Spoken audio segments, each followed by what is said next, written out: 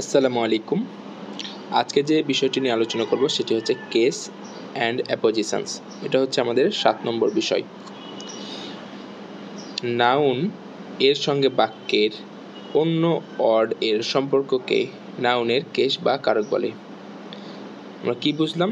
আমরা বুঝলাম যে নাউনের সঙ্গে বাক্যের অন্য অর্ডের সম্পর্ককে কি বলে? কেস বা কারক বলে। তো এই কেস বা কারক মূলত হচ্ছে 4 প্রকার। কত প্রকার? 4 প্রকার। 1. নমিনেটিভ কেস বা কর্তৃকারক, অবজেক্টিভ কেস বা কর্মকারক, পজেসিভ কেস বা সম্বোধন পদ, ভোকেটিভ কেস বা সম্বোধন পদ। চলুন আমরা উদাহরণের মাধ্যমে এবং সংজ্ঞার মাধ্যমে বোঝার চেষ্টা করি। যখন নাউন বা প্রোনাউন কর্তা রূপে ব্যবহৃত হয় তখন তাকে নমিনেটিভ কেস বলে। অর্থাৎ নাউন বা প্রোনাউনটি যখন কর্তা রূপে ব্যবহৃত হবে বাক্যে তখন সেটি হবে নমিনেটিভ কেস। যেমন আমি এখানে একটি উদাহরণ দিয়ে রেখেছি, জন থ্রু এ স্টোন। তাহলে আমরা যদি প্রশ্ন করি হু থ্রো এ স্টোন, উত্তর পাবো আমরা জন। অর্থাৎ এটি জনটা কোন স্থানে রয়েছে? সাবজেক্টের স্থানে। অর্থাৎ সাবজেক্টের স্থানে যদি কোনো নাউন থাকে বাক্যে তাহলে সেটি হবে নমিনেটিভ কেস। আবার যখন কোনো নাউন প্রোনাউন কর্মরূপে ব্যবহৃত হয় তখন তাকে অবজেক্টিভ কেস বলে। সাবজেক্ট এর জায়গায় যখন বসতো তখন আমরা বললাম নমিনেটিভ কেস, কিন্তু যখন আমরা কর্মরূপে বা অবজেক্টের জায়গায় যখন বসবে তখন সেটি হবে অবজেক্টিভ কেস। যেমন John threw a stone, what did John throw a stone.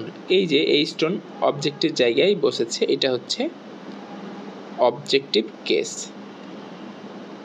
এখানে আমি একটি নোট দিয়ে রেখেছি, নমিনেটিভ বা কর্তা পেতে হলে ক্রিয়াকে কে বা কি দ্বারা প্রশ্ন করতে হবে। অর্থাৎ আমাকে নমিনেটিভ কেস পেতে হলে কী করতে হবে? যে ক্রিয়া আছে সেটিকে আমাদের প্রশ্ন করতে হবে কে দ্বারা বা কি দিয়ে। এবং অবজেক্ট বা কর্ম পেতে হলে ক্রিয়াকে কাকে বা কি প্রশ্ন করতে হবে। তাহলে মূলত আমরা কি পাবো?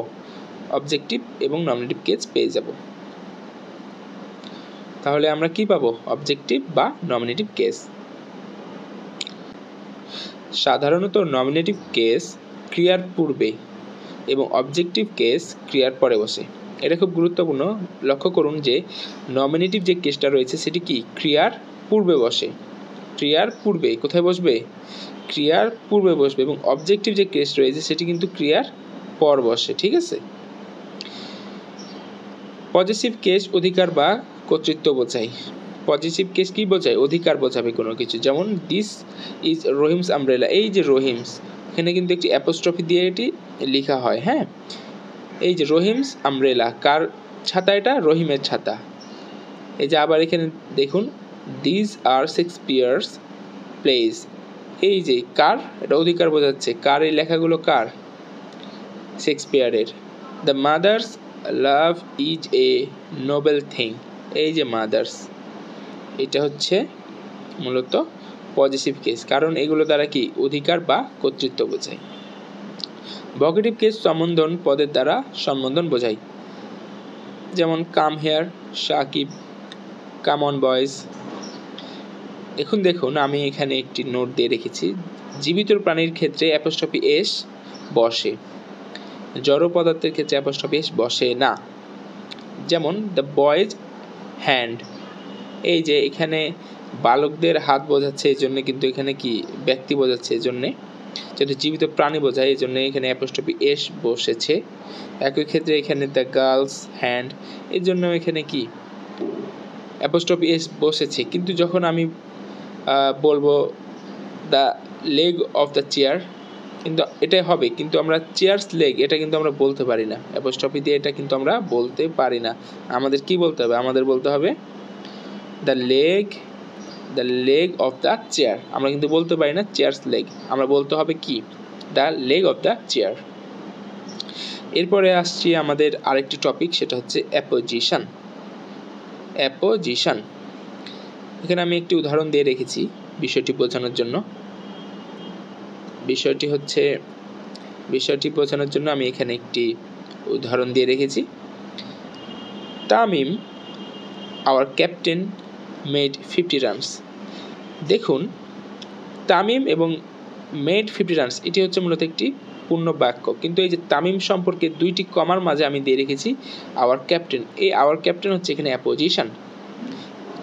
তামিম এবং আওয়ার ক্যাপ্টেন একই ব্যক্তি, ক্যাপ্টেন হলো তামিমের অ্যাপোজিশন, অর্থাৎ আওয়ার ক্যাপ্টেন হচ্ছে তামিমের অ্যাপোজিশন। অর্থাৎ এই সাবজেক্ট সম্পর্কে আমরা অতিরিক্ত তথ্য দিয়েছি, এই অতিরিক্ত তথ্যটা দেওয়াই হচ্ছে অ্যাপোজিশন। অর্থাৎ নাউন সম্পর্কে অ্যাপোজিশন অতিরিক্ত তথ্য দেয় এবং এটি নাউনের পরে বসে এবং উভয় পাশে দুইটি কমা বসে, ঠিক আছে। আরেকটি উদাহরণ যদি আমি দিই সেটি হচ্ছে Rahim the headmaster of X school is a good man. দেখুন এখানে কিন্তু রহিমের অ্যাপোজিশন হচ্ছে কি the headmaster of X school, এটি হচ্ছে রহিমের অ্যাপোজিশন, অর্থাৎ রহিম সম্পর্কে আমরা অতিরিক্ত তথ্য দিয়েছি। এবং মজার বিষয় এটি কিন্তু সাবজেক্টের ঠিক পরেই বসবে, অর্থাৎ যার সম্পর্কে আমি বলবো তার ঠিক পরে বসবে। এবার আমি বলছি যে Yamin the son of Sohan went to the market. দেখুন ইয়ামিন সম্পর্কে আমি কি এখানে অতিরিক্ত তথ্য দিয়ে রেখেছি, এই জন্য এটি হচ্ছে মূলত অ্যাপোজিশন। আর এটি অবশ্যই দুইটি কমার মাঝে বসে এবং যার সম্পর্কে আমরা তথ্য দিব তার ঠিক পরেই বসবে। যদি ভিডিও ভালো লাগে অবশ্যই সাবস্ক্রাইব করবেন।